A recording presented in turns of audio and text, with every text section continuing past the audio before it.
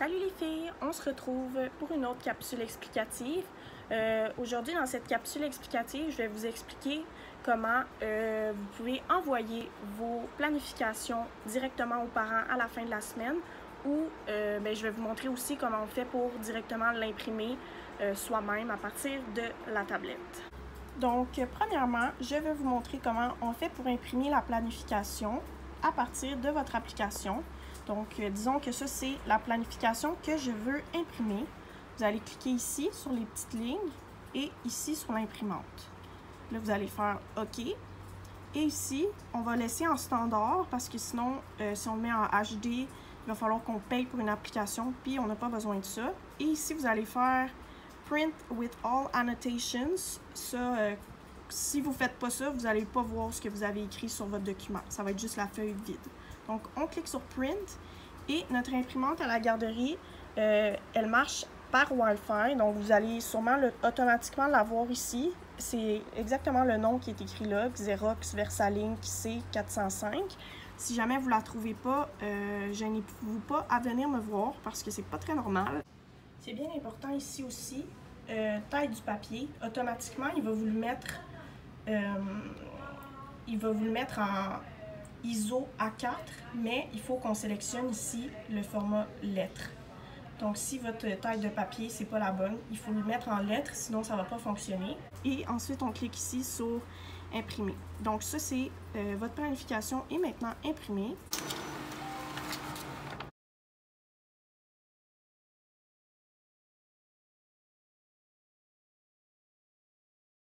Maintenant, je vais vous montrer comment on l'envoie aux parents.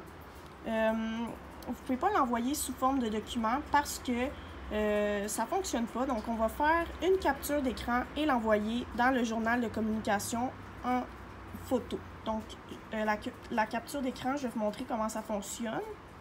Donc là, vous êtes sur votre document.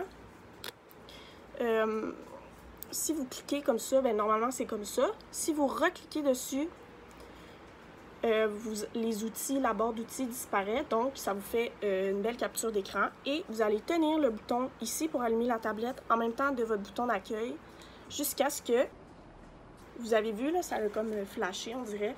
Ça, c'est votre capture d'écran, elle est terminée. Donc, on peut aller vérifier à ce moment ici dans votre galerie photo. Si vous allez en bas ici dans Album, vous allez avoir un album qui s'appelle Capture d'écran. Là, je sais que c'est à l'envers, mais je vous le dis en même temps, fait que vous pouvez vous l'imaginer. Et donc, voici ma capture d'écran. Donc là, c'est en format de photo. Quand vous allez dans le journal, normalement, vous savez comment ça fonctionne, le cahier de communication. Vous avez une fonction pour juste envoyer une photo à une ou plusieurs personnes. Donc, je vais vous montrer comment ça fonctionne si vous ne le savez pas. C'est encore une fois assez simple et ça ne change pas beaucoup de comment vous êtes habitué de communiquer avec les parents vu que c'est à partir de la même application que vous le faites d'habitude. On est sur l'application Cahier de communication et on va cliquer ici sur Photo. Et maintenant, vous allez choisir vos destinataires. Donc, normalement, c'est les enfants qui sont dans votre groupe. Mettons que ça, c'est mon groupe. On clique sur OK.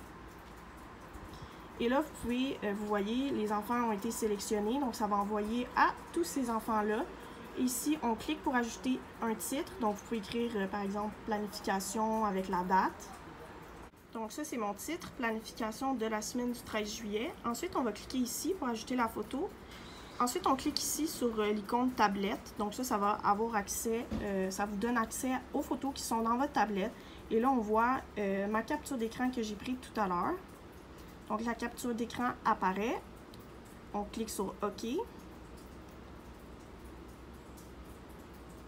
Puis là, je ne vais pas l'envoyer parce que c'est un peu n'importe quoi ce que j'ai écrit. Mais ensuite, tout ce que vous auriez à faire, c'est cliquer sur Enregistrer et publier. Et les parents des enfants que vous avez sélectionnés vont le recevoir dans leur boîte courriel et dans l'application Cahier de communication. C'est tout pour cette troisième capsule explicative. Si jamais vous avez besoin de plus d'informations ou d'aide pour n'importe quelle raison, n'hésitez pas à venir me voir et ça va me faire plaisir de vous aider encore une fois. Bonne journée!